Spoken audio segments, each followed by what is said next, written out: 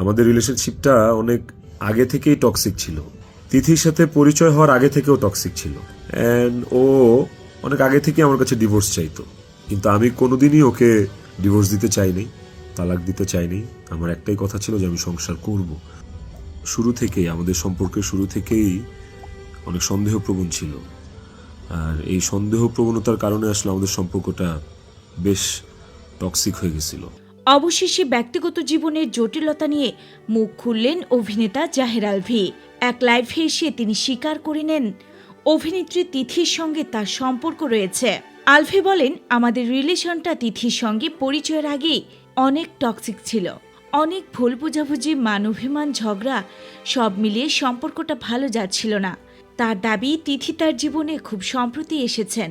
তার ভাষ্য, তিথি আমার জীবনে এই তো সেদিন এসেছে। পুরনো সমস্যার জন্য তাকে দায়ী করা ঠিক না।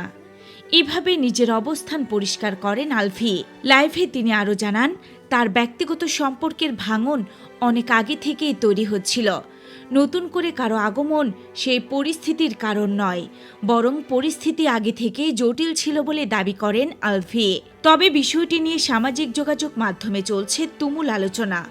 অনেকেই প্রশ্ন তুলেছেন, ঠিক কবে থেকে তাদের সম্পর্কের শুরু, আর পূর্বের দাম্পত্য জীবনের ভাঙনের পেছনে প্রকৃত কারণই বা কী। এদিকে তিথির পক্ষ থেকে এখনও আনুষ্ঠানিকভাবে কোনো বক্তব্য পাওয়া যায়নি।